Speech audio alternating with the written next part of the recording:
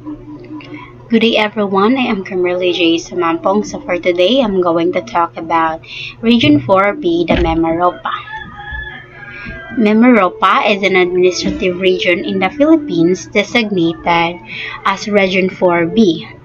It is one of the two regions in the country having no land border with another region, the other being Eastern Visayas. The region is formally known as Southern Tagalog Islands, and the Mimaropa consists of Palawan, Occidental Mindoro, Oriental Mindoro, Marinduque, and Romblon. Tagalog is widely spoken in the region. In Marinduque, Tagalog is spoken with a unique blend of Bicolano and Visayan languages. Aside from Tagalog, there are other major languages being used by the people in different provinces and localities. In the interior of Mindoro, various languages are spoken by Mangyans, and they include Iraya, Alangan, Taubod, Tadiyawan, and Buhid. And Romblon, being near the Visayas, has three languages that belong to the Visayan language family, namely Romblomanon, Asi, and Unha. Palawan has its own set of native languages such as Cayonon, Kalamian, Tagbanwa, and Palawano that are spoken by a significant number of people. Let's talk about the local cuisine in Marinduque. And the capital of Marinduque is the Buwak. So, bibingkang buwak, panganan, suman, bibingkang pinahiran. That are some of the local cuisine in Marinduque, specifically in their capital Buwak. Beliefs. Roman Catholicism. Marinduque is predominantly Catholic, and the influence of Catholicism is deeply ingrained in the local culture. The province is known for its vibrant and elaborate observance of Holy Week, particularly the Morons Festival, where locals reenact the story of Longinus, a Roman centurion who converted to Christianity. Ancestral worship. Like many parts of the Philippines, Marinduque's culture also carries elements of ancestral worship and respect for the spirit of ancestors. Rituals and practices are conducted to honor and seek guidance from departed loved ones. Environmental stewardship. So in Marinduqueans have a strong connection to their natural surroundings and believe in the importance of preserving and protecting the environment. This belief is deeply rooted in their traditional practices and folklore, which often emphasize the significance of nature and its roles in their lives. Folklore and methodology. So in Marinduque, it has a rich tapestry of folklore and methodology, which includes tales of mythical creatures, spirits, and heroes. These stories often serve as moral lessons and reminders of cultural values. Community and bayanihan. The concept of bayanihan, or communal unity and cooperation, is highly valued in Marinduque. The community plays an essential role in the daily lives of Marinduqueans. And particularly in times of celebrations, calamities, and important events. Distinguished personalities in the locality. So Marinduque, particularly its capital Buwak, has been home to several distinguished personalities who have made significant contributions in various fields. Here are few notable individuals associated with Marinduque and Buwak. First, Cardinal Ricardo J. Vidal was born in Mugpug, Marinduque, which is a municipality in Marinduque province. He served as the Archbishop of Cebu and was known for his significant role in the Catholic Church in the Philippines. He played a crucial role in advocating peace and reconciliation during times of political turmoil. Second, C.F. Ong, also known as Pepe. He was a prominent lawyer and politician from Buwak. He also served as a member of the Philippine Congress representing the province of Marinduque. He was instrumental in the development and progress of Marinduque during his political career. Next is Carmencita Reyes. She is a renowned Filipino artist in sculpture, born in Buwak, Marinduque, and she is known for her intricate and detailed sculptures, often depicting scenes from the Filipino culture and history. Her works have been exhibited nationally and internationally, earning her recognition and acclaim. Next one is Edmond Estayao. Is a political scientist, academic, and governance expert who hails from Buwak, Marinduque. He is known for his expertise in local governance and has contributed significantly to policy research and development in the Philippines. The Marinduque Martyrs were a group of Filipino revolutionary fighters who fought against Spanish colonization during the Philippine Revolution in the late 19th century. They were executed by the Spanish colonial authorities for their involvement in the uprising, and their sacrifices remembered and honored in Marinduque's history. This are just a few examples of distinguished personalities associated with Marinduque and its capital, Buwak. The province has a rich history and has produced individuals who have excelled in various fields, including politics, art, religion, and academia. So let's talk about the local history. So in Marinduque, the first inhabitants were Malay natives. So they established trade relation with the Chinese as early as the Tang dynasty, as evidenced by artifacts and shells still found in caves that abound on the island. Marinduque is thought to have been under the administrative influence, if not controlled, of the Bunbun or the Batangas settlement founded by Datos Dumangsil and Belcasusa, members of the 10 Dato expedition from Borneo. While the original name of the island was Malandic, the Spaniards called it Marinduque, finding it hard to pronounce the Malay word, meaning sea everywhere. While Malandic was thought to pertain to the sloping terrain and is a reference to Mount Malandic and Balabag Mountain range in the southern and the central part of the island respectively. In 1571, the first Spanish governor, Miguel Lopez de Legazpi, assigned the Encomienda of Marinduque to a certain Father Pedro de Herrera, the first Augustinian father, which introduced the Christianity to the native islanders.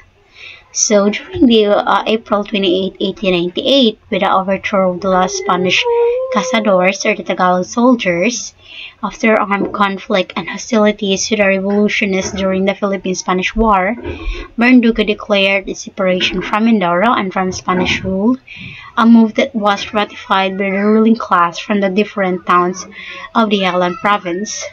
The local struggle was led by Martin Lardizabal, who was appointed as military governor of the Marinduque during the first revolutionary provincial government. And during the American region, the first major victory of the Filipino soldiers in the second phase of the Philippine Revolution occurred in Torrijos, Marinduque, was written known as the Battle of Pulang Lupa on September 30, 1900, during the Filipino-American War. When the local forces, led by Lieutenant Col Maximo Abad, defeated the American contingent under the command of Captain Devereux Shields, the said battle was considered one of the most dramatic reversals the Americans suffered during the war with the Philippines. Later, on May 1, 1901, the United States Philippine Commission passed Act No.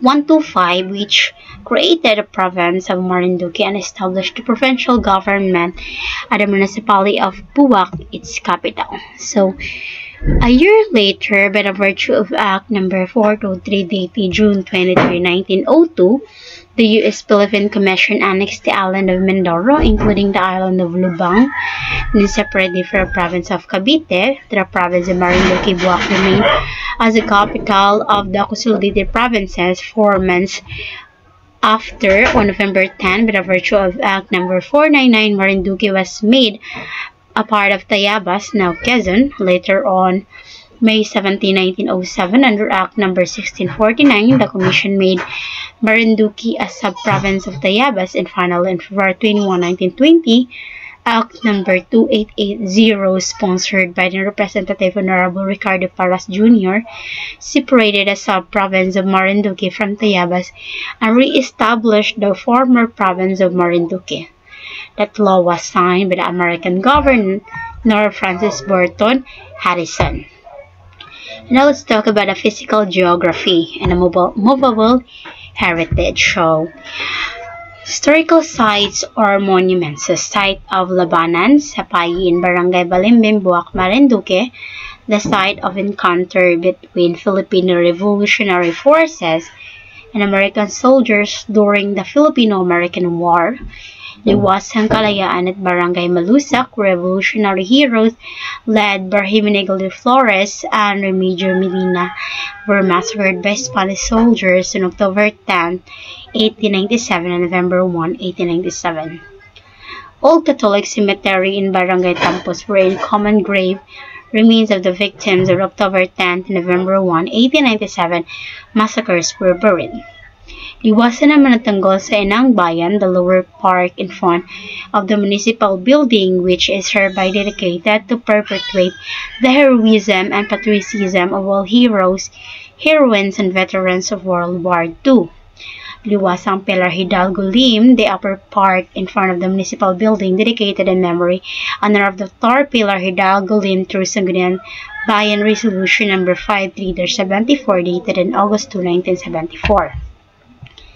And its local technology. So, while Marinduque, including its capital Buwak, may not be widely recognized for specific local technologies, the area does utilize various technologies that contribute to its daily life and development. Some examples of the local technology used in Buwak and Marinduque include communication technology, agricultural technology, renewable energy, fishing technology, tourism technology, and it is important to note that the extent and specific applications of the technology may vary among different sectors and individuals within Buwak and Marinduque. So, the local government, private enterprises, and individuals continually explore and adopt technologies that align with their specific needs and contribute to the overall development of the area. And now, let's talk about the local cuisine in Occidental Mindoro.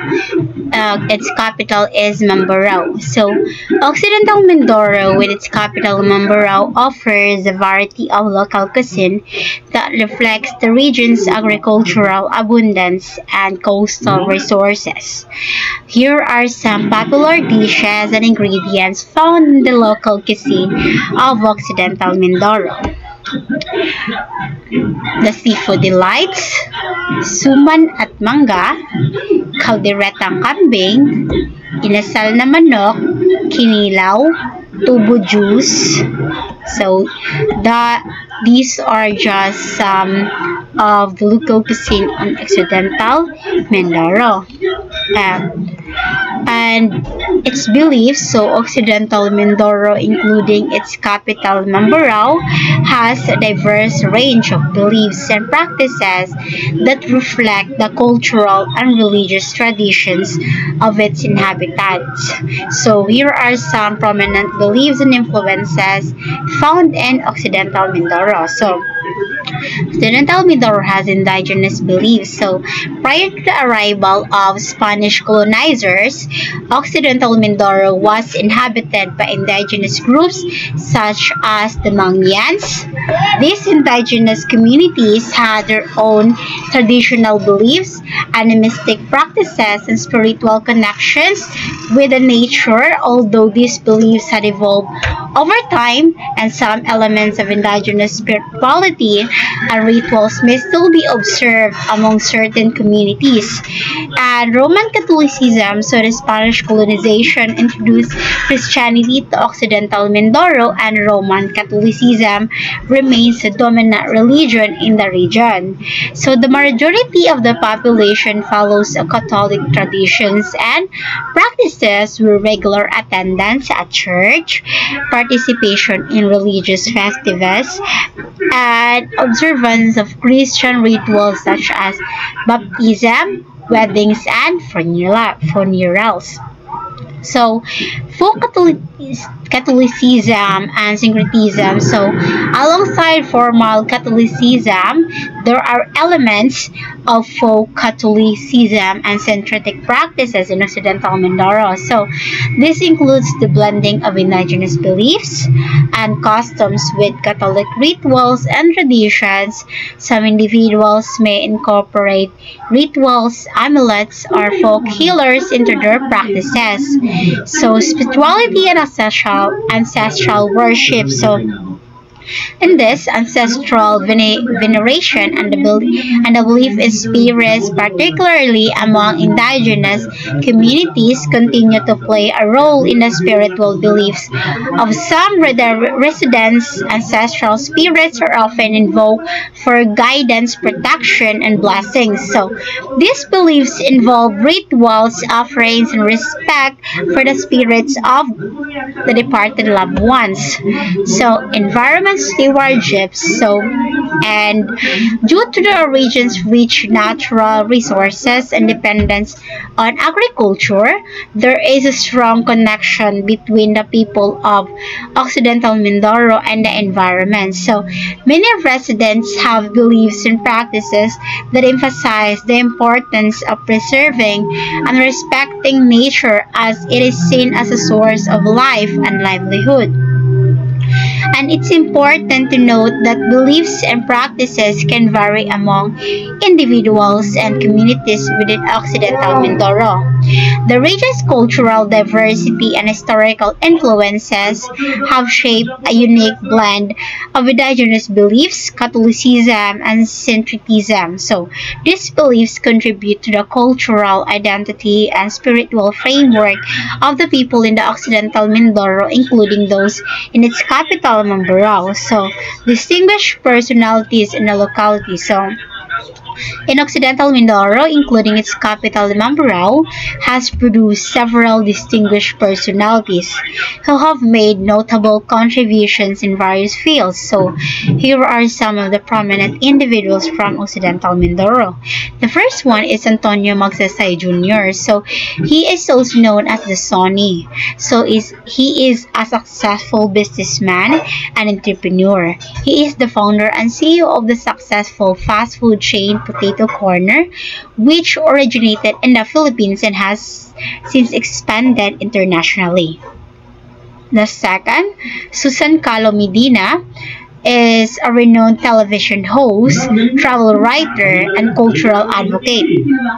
She is best known for hosting the travel show Travel Time and promoting Philippine tourism, culture, and heritage. Next one is Raymond Liboro. Mon Liboro is a respected public servant and currently serves as the chairman of the National Privacy Commission in the Philippines. He has played a significant role in advocating for data privacy and protection in the country. And next one is this Thomas Mandani. So, he is a respected poet, writer, and cultural advocate. He has written several books and poems that highlight the culture, history, and folklore of Occidental Mindoro and the Mangyan indigenous communities. Next is Dr. Elvira Dayrit, is a medical doctor and public health advocate. She has dedicated her career to improving healthcare services in the province and has been actively involved in various health programs and initiatives. And the local history, so the political history of Occidental Mindoro necessarily begins within the commercial history of Mindoro Island. Mindoro Island was originally known to the ancients Maay. It was formerly called Mait and known to the Chinese traders before coming of the Spanish. The island was a major anchorage in the Southeast Asia trade route during the pre-Philippines period. Chinese, Arabs, Indians traded with the natives in 1570. The Spanish began to explore the island and named it Mina de Oro, or Mine of Gold, after finding some precious metal and later compressed it to Mindoro.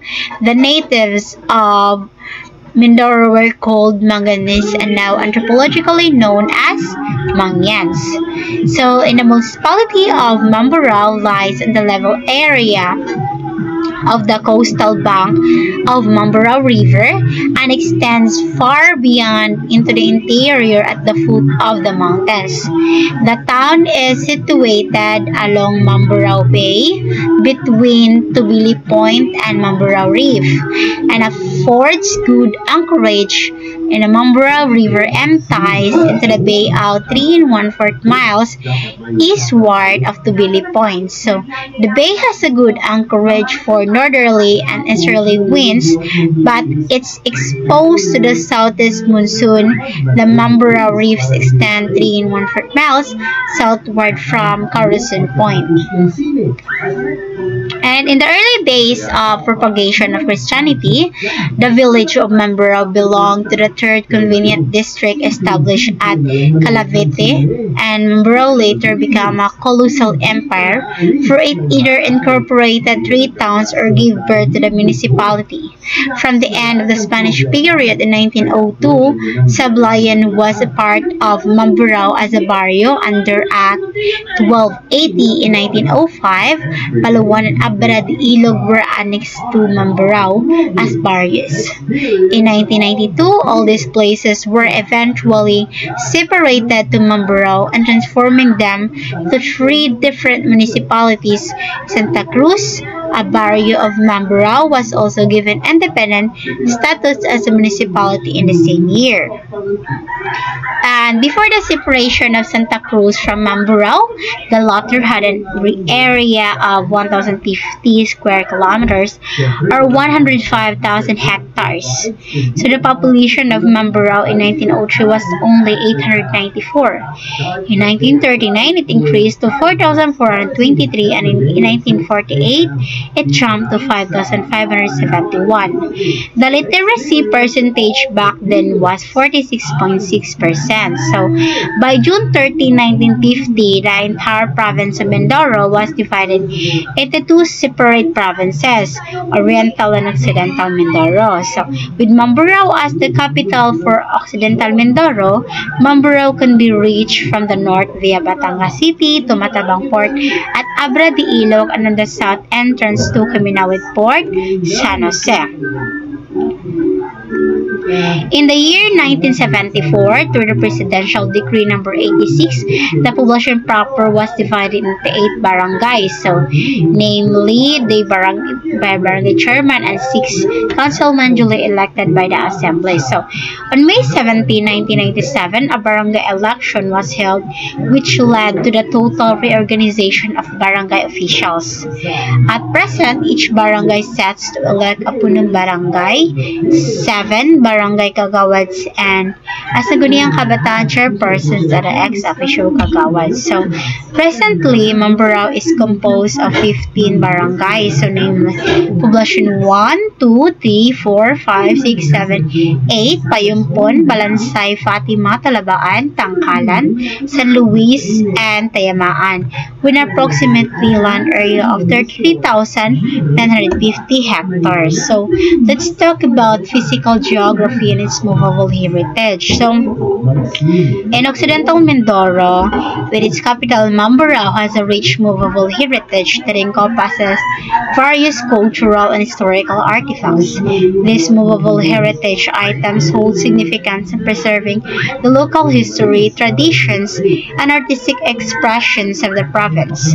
While specific examples may vary, so here are some categories of movable heritage found in Occidental Mindoro. So, traditional music instruments, traditional clothing and textiles, props and artworks, ritual objects and religious artifacts, traditional tools and implements, historical documents and archives. So, in preserving and safeguarding this movable heritage, items is crucial in maintaining the cultural identity and heritage of Occidental Mindoro. Local cultural institutions, museums, and heritage organizations play a vital role in collecting, documenting, and exhibiting these artifacts to promote awareness and appreciation of the province's rich cultural heritage. So for now, let's talk about the local technology. So in Occidental Mindoro and its capital Mamburao are predominantly rural areas with limited technological infrastructure. However, it's worth noting that the region has been making efforts to improve its technological capabilities. While specific local technologies may not be widely recognized, and here are some examples of the technology initiatives and developments in Occidental Mindoro. Internet connectivity. So internet access has been expanding in Occidental Mindoro, including Mamburao, with the government's push for nationwide connectivity. Internet service providers have been working to improve coverage and speed, enabling residents to access online information, communication, and services. Mobile communication. Mobile phone usage is prevalent in Occidental Mindoro, providing a means of communication and access to the digital services.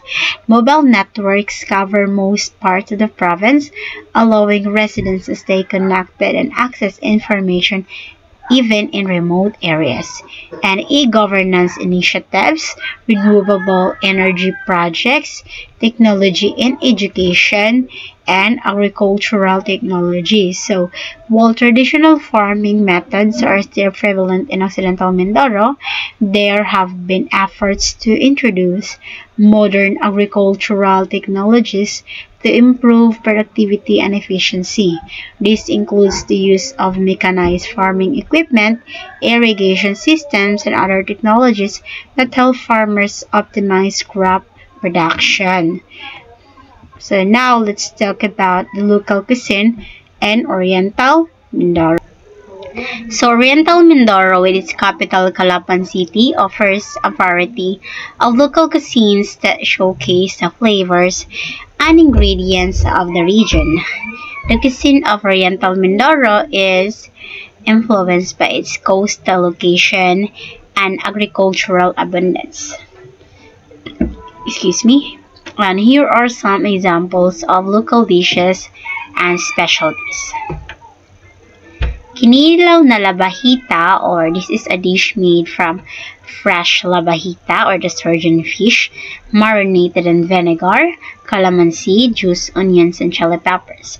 The fish is served raw or slightly cooked in the acidic marinade similar to ceviche.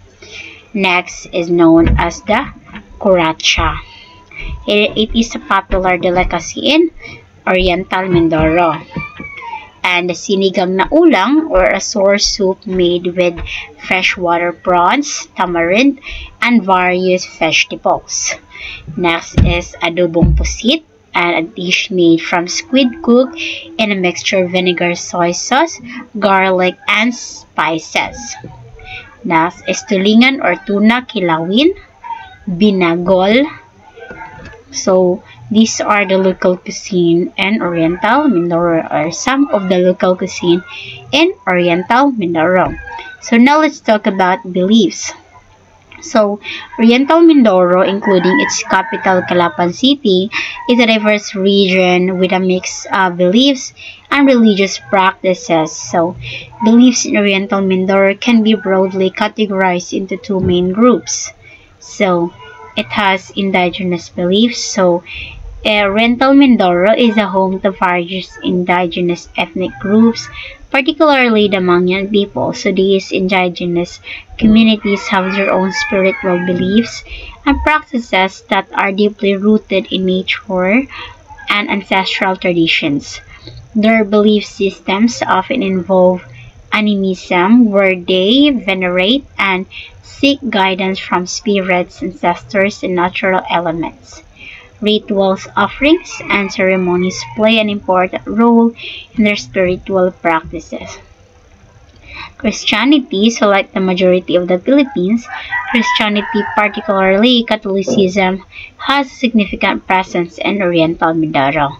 Many people in the region are devout Catholics and actively participate in religious activities.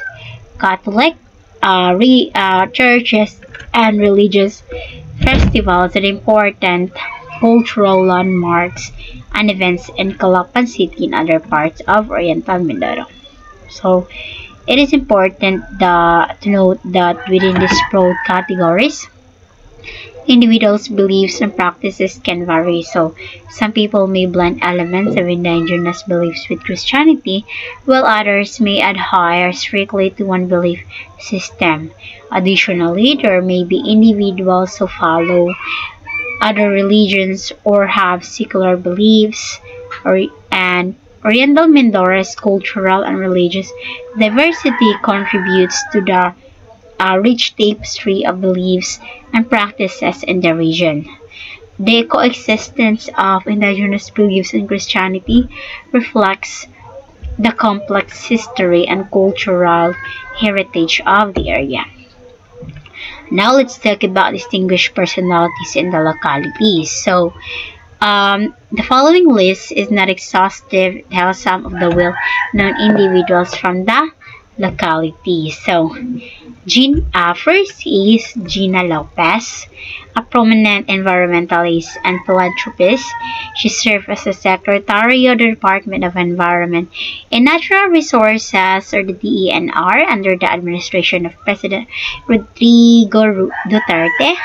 Lopez was known for her advocacy for environmental protection and sustainable development. Next is Ruben Eclio Jr., and he was a political figure and religious leader. He served as a congressman and a governor of the Nagat Islands. Eclio was also the founder and supreme leader of the Philippine Benevolent Missionaries Association, PBMA, a religious organization based in the Nagat Islands. Next is Dina Bonevi, Elma Moros, Gaudencio Rosales, Fred Lim. So, these individuals have left their mark in their respective fields and have brought recognition to Oriental Mindoro and Calapan City. Their achievements and contributions have had a positive impact on the local community and beyond. So, local history. So, history of Oriental Mindoro. The island of Mena de Oro. So, legend has it long before the Spaniards discovered the Philippines, Mindoro was already among the islands that enchanted pilgrims from other countries. It was said that vast wealth was buried in the area, and mystic temples of gold and images of Anitos bedecked the sacred grounds of this relatively unknown land. The Spaniards even named the island Mena de Oro, believing it held large deposits of gold. So the history of Mindoro dates back before Spanish times. So records have it that Chinese raiders were known to be trading with Mindoro merchants.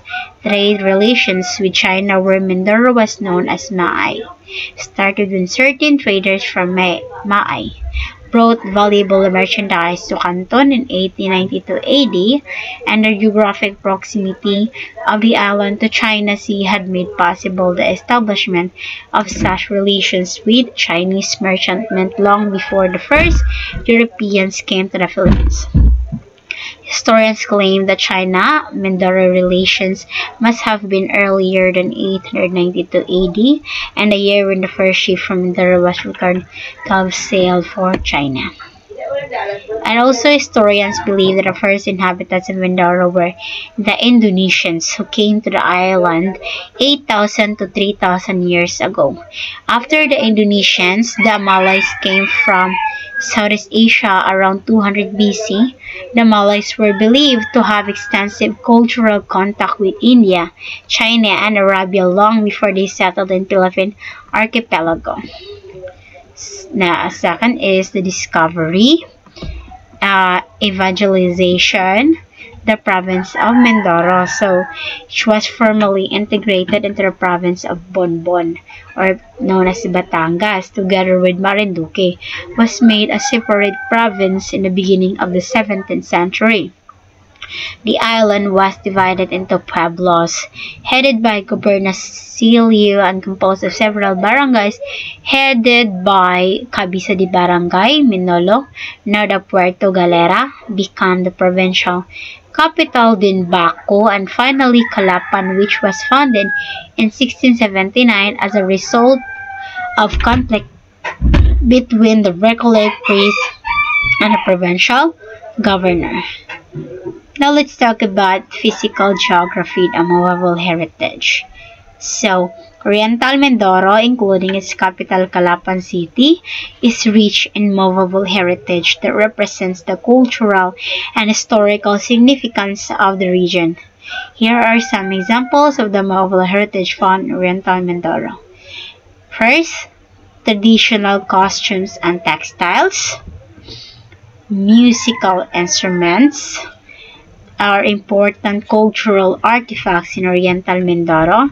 The Mangyan people in particular have their own traditional instruments such as the kudlong, a two-string lute, the kulutang, a percussion instrument, and the gitgit, a bamboo instrument.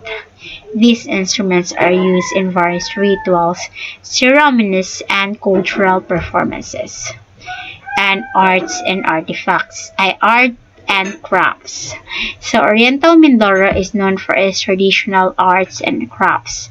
Handicrafts made from indigenous materials such as bamboo, rattan, and nito vine are popular in the region. These include baskets, mats, hats, and other woven products that showcase the skill and craftsmanship of the local artisans. Traditional tools and implements. Traditional pottery. In traditional pottery, Oriental Mindoro has a tradition of pottery making, particularly in the town of San Teodoro. Local patterns create functional and decorative pottery using traditional techniques, and these pottery pieces such as jars, pots, and vases are part of the movable heritage and showcase the artistic and cultural heritage of the region. So, preserving and promoting the movable heritage of Oriental Mindoro is essential for maintaining the cultural identity and heritage of the local communities. Efforts are made to document, protect, and showcase these movable heritage items through cultural festivals, exhibitions, and community initiatives. Now let's talk about local technology. In Oriental Mindoro, including Calapan City, is influenced by the region's agricultural and fishing industries as well as its efforts to promote sustainable development. And here are some examples of local technologies found in Oriental Mindoro. First, agroforestry techniques, sustainable fishing practices, mangrove reforestation, renewable energy, information and communication technology, community-based tourism initiatives. So in Oriental Mindoro is embracing community-based tourism as a way to promote sustainable development and preserve local culture and heritage. Local communities are utilizing technologies such as social media and online platforms to market, and technologies such as social media to market and showcase their tourism offerings while ensuring the preserving of their natural and cultural resources. So these local technologies reflect the region's commitment to sustainable development, environmental conservation, and community empowerment. By embracing these innovative approaches, Oriental Mindoro aims to achieve a balance between economic growth and the preservation of its natural and cultural heritage. And now let's talk about the local cuisine in Palawan. Capital of Palawan is Puerto Princesa City. So, Palawan with its capital Puerto Princesa City offers a diverse array of local cuisines that showcase the flavors and ingredients of the region.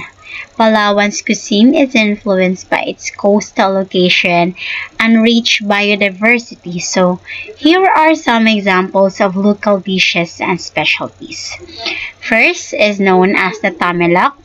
It is a unique Palawan delicacy made from woodworms found in mangrove trees, and it is often eaten raw or marinated in vinegar, calamansi juice, and spices. Tamalok has a chewy texture and is enjoyed by locals and adventurous visitors alike. Second, known as kinilaw, and it is a popular dish in Palawan and the Philippines as a whole. Third is the crocodile sisig. So, Palawan is known for its crocodile farms and crocodile sisig. It is a unique and exotic dish that showcases this reptile meat. Sisig is a popular Filipino dish typically made from the pig's head and liver. In Palawan, crocodile meat is used as a substitute, creating a flavorful and slightly gamey sisig. The fourth is known as chicken binakol. It is a traditional soup dish in Palawan. Next is cashew nuts, and Palawan is also known for its cashew nuts, which are often enjoyed as a snack or used as an ingredient in various dishes. So, cashews are used in local recipes such as cashew brittle, cashew tart, and cashew chicken. Next is seafood. So with its abundant marine resources, Palawan offers a wide variety of fresh seafood dishes. Grilled or steamed fish, squid, shrimps, and crabs are commonly enjoyed, often paired with rice and local dipping sauces. So now let's talk about distinguished personalities in the locality in Palawan, including its capital Puerto Princesa City. So is home to several distinguished personalities who have made significant contributions in various fields. While the following list is not exhaustive, it highlights some well-known individuals from the locality. First, known Jose Alvarez. He is a politician and the current governor of Palawan. He has been instrumental in promoting sustainable development, environmental conservation, and tourism in the province. Next is Victoriano Chavez Socrates, known as Tony Socrates, and he is a renowned environmentalist and conservationist. He played a vital role in the establishment of Tubataha Reefs Natural Park, a UNESCO World Heritage Site, and one of the Philippines' most important marine protected areas. Next is Dr. Jerry Ortega. Dr. Ortega was an environmentalist, broadcaster, and activist known for his advocacy for environmental protection and social justice. He was a prominent figure in Palawan and played a crucial role in raising awareness about environmental issues. Next is Joel Reyes, and he is a former governor of Palawan. He made significant contributions to Palawan's development during his tenure and played an essential role in promotion of tourism in the province. Next is Maria Milagrosa Magsaysay, or Ma Milagrosa, or Mitos Magsaysay, is a politician and former representative of Palawan's 2nd Congressional District. She has been an advocate for sustainable tourism, education, and women's rights. Next is June George Bukobo, and he is a writer, columnist, and political commentator. He has contributed significantly to Filipino literature and journalism, and his works often touch on social media and political issues. And local history, so Palawan, known as the last frontier of the Philippines has a rich and diverse history that spans thousands of years. So here are some brief overview of the history of Palawan. In prehistoric era, Palawan's earliest known inhabitants were the indigenous peoples collectively known as the Palawano or Palawan. They were part of the larger Austronesian migration that populated the Philippines around 50,000 years ago. Archaeological discoveries such as the Tabun caves in the southwestern part of the province reveal evidence of human habitation dating back to as early as 50,000 years ago. And in the present day, so Palawan continues to be a popular tourist destination known for its stunning landscapes, pristine beaches, and diverse marine life. It remains an important hub for ecological conservation and sustainable development.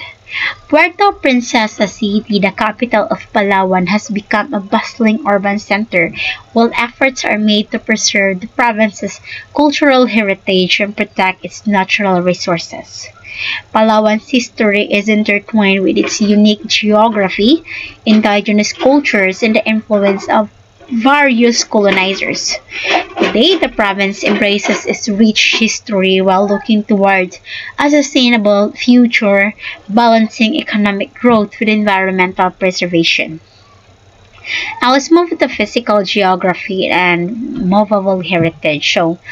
Palawan, including its capital city of Puerto Princesa, is known for its movable heritage, which encompasses various cultural artifacts, traditions, and practices that have been passed down through generations. First is indigenous crafts and artifacts. Palawan is home to several indigenous groups such as the Palawano, Tagbanwa, and Batak. These communities have preserved their traditional crafts and artifacts including woven basket, pottery, wooden carvings, and traditional musical instruments like the kudiapi, or a stringed instrument, and the gong. Traditional clothing. So the indigenous communities of Palawan have distinct traditional clothing styles, and these garments often feature intricate weaving patterns, beadwork, and vibrant colors. Traditional clothing is still worn during cultural festivals and important ceremonies, providing a visual representation of Palawan's cultural heritage. Next is the oral traditions and folklore. So, Palawan has rich oral tradition with stories and folklore passed down through generations. These narratives often revolve around nature, spirits, and the origin of their communities. Oral traditions are shared through storytelling, songs, and dances, preserving the cultural history and wisdom of the indigenous peoples.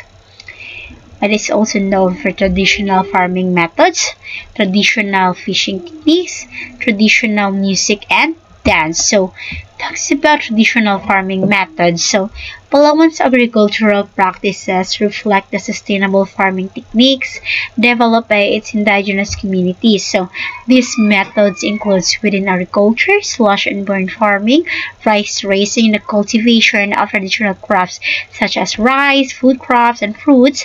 These practices demonstrate deep connection between the people of Palawan and their natural environment. Traditional fishing techniques. So, fishing is a significant aspect of Palawan's heritage, particularly for communities along the coast. Local fishermen employ traditional fishing techniques such as handline fishing, net coast casting, and a fish corralling using bamboo traps or fish wires. These methods have been passed down for generations and contribute to the sustainable management of marine resources.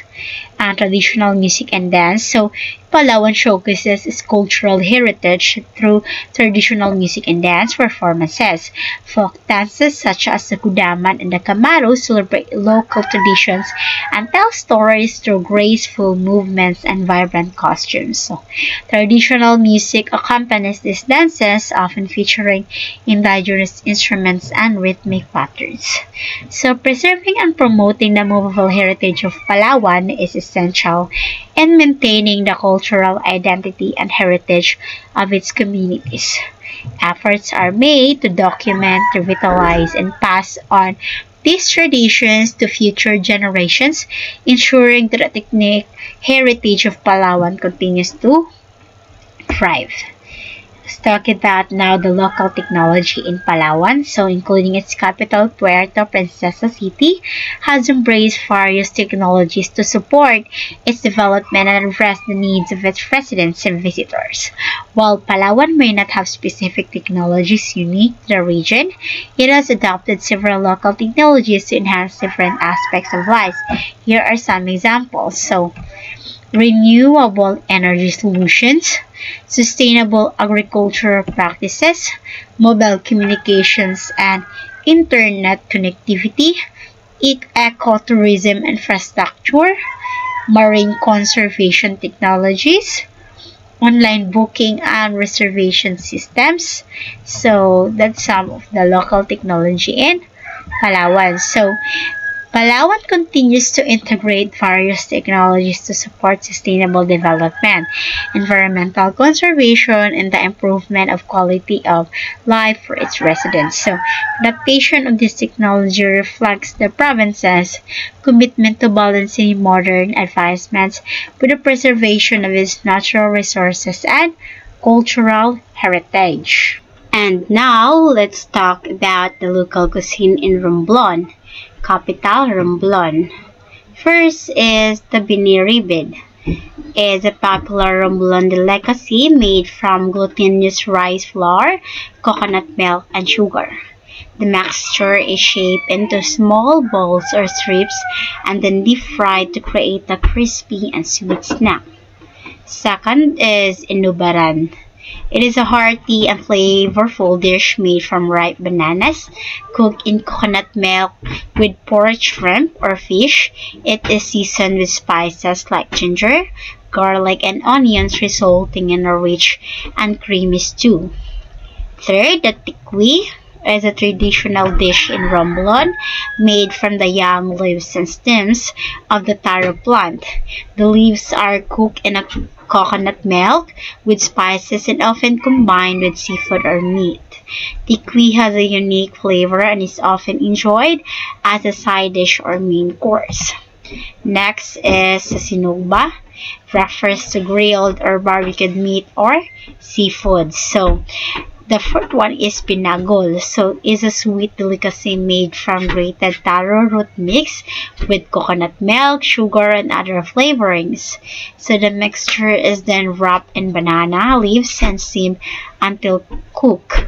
Pinagol has a soft, creamy texture and is often enjoyed as a dessert or snack. Next is the lato salad, so also known as sea grapes or green caviar. It's type of edible seaweed commonly found in waters around Romblon. Lato salad is made by blanching the seaweed and combining it with ingredients like onions, tomatoes, vinegar, and calamansi juice. It is refreshing and nutritious side dish. Let's talk about beliefs. So, like many regions in the Philippines, has a diverse cultural and religious landscape. The beliefs in Romblon are influenced by a combination of indigenous and mystic traditions, Catholicism brought by Spanish colonizers, and other religious practices. So, here are some beliefs and practices commonly observed in Romblon. First, animistic beliefs. So the indigenous beliefs and practices of the Romblomanon people often involve animism, which is the beliefs in spirit inhabiting natural elements such as mountains, rivers, trees, and rocks. These spirits are believed to have the power to influence daily life and are often revered and given offerings to seek their blessings or avoid wrath. Second is the Catholicism. So majority of the population in Romblon practices Catholicism, which were introduced by Spanish colonizers during the colonial period. So Catholic rituals such as celebration of festas, processions, and the veneration of saints are integral to religious and cultural life of the community. The devotion to the Santo Niño, the Child of Jesus, is particularly strong in Romblon. Religious syncretism, so in some instances, indigenous beliefs in Catholicism have intertwined, leading to religious syncretism. This blending of traditions can be seen in practices such as incorporating indigenous rituals and beliefs into Catholic ceremonies such as the blessing of fields or houses. Next, they also believe in folk holy healing and superstitions. So, traditional healing practices and belief in superstitions are also prevalent in Romblon. Traditional healers known as albularios or manghihilot use herbal remedies, prayers, and rituals to treat ailments and provide spiritual healing. Superstitions related to luck, omens, and folk beliefs are also part of everyday life for many Romblomano people. Anitismo is a term used to describe the revival of pre-colonial indigenous beliefs and practices in the Philippines. In recent years, there has been a growing interest in reconnecting with indigenous spirituality and cultural heritage. So some individuals and groups in Romblon have embraced Anitismo as a way to preserve and revive traditional indigenous beliefs and practices. So, it is important to note that beliefs and practices can vary among individuals and communities in Romblon. The cultural and religious diversity of the province contributes to a rich tapestry of beliefs and traditions, creating a unique blend of indigenous, Catholic, and syncretic practices. So let's proceed through distinguished personalities in the locality. So Romblon, the capital of the province with the same name, has been home to several distinguished personalities who have made notable contributions in various fields. While the following list is not exhaustive, it provides examples of individuals from Romblon who have achieved recognition. First is Senator Lorenzo Entanada. He was a prominent Filipino lawyer, statesman, and human rights advocate. He played a crucial role in drafting the 1935 Philippine Constitution and served as a senator for several terms. Tanada was known for his unwavering commitment to social justice, human rights, and democracy. Next is Manuel T. Menes. He is a native Romblon, was a renowned Filipino composer and conductor. He composed numerous classical and choral works, including the famous Romblon hymn, which served as the official hymn of the province. Menes' contributions to music were recognized with various awards and accolades. Next is Dr. Jose G. Tamayo. He was a respected educator and founder of the Southwestern University in Cebu City, Philippines, which has a campus in Romblon. His dedication to providing quality education led to the establishment of the Southern Western University College of Medicine, which has produced many successful medical professionals. Next is Lamberto H. Lamera, a native Romblon also, and was a prolific writer and playwright. He authored numerous literacy works, including plays, poems, and short stories. Lamera's contributions to Philippine literature earned him recognition and awards for his talent and creativity. Mike O. Tavera, a renowned film and television director and producer. He is the president and CEO of APT Entertainment, a leading production company in the Philippines. And Tavera has directed and produced numerous successful films and television shows, contributing to the entertainment industry in the country. So there are just few examples of the distinguished personalities associated with Romblon. The province has a rich history and a community of talented individuals who have made significant contributions in various fields, including politics, arts, education, and entertainment. So let's talk about local history. Negritos and Mangyan were believed to have been the first inhabitants of the islands. Miguel de Lorca visited the island in 1582, and it was a place under the jurisdiction of the province of Octon in 1716. With the jurisdiction of Panay was created, Romblon was transferred to its administration. So, in 1635, Recollect missionaries arrived in the islands to establish Catholic missions and thriving settlements. So, persistent murder raids, however, destroyed many towns and brought their residents into slavery.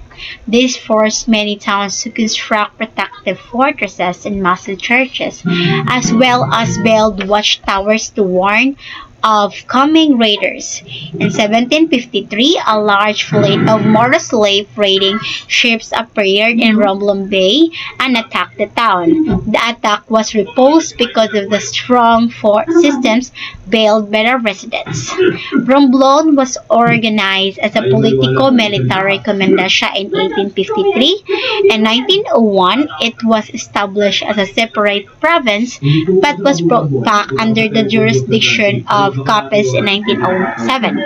It became a separate province in 1917 through the passage of Act No. 2711 on March 10.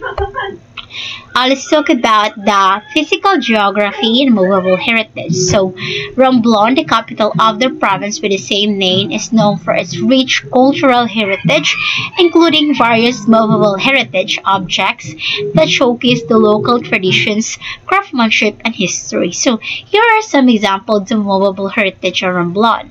First, traditional crafts. Romblon is famous for its traditional crafts, particularly marble carving. The province is known as the marble capital of the Philippines due to its abundant marble resources and skilled artisans. Movable heritage objects include intricately carved marble sculptures, statues, and decorative items created by the local craftsmen. Next, indigenous crafts.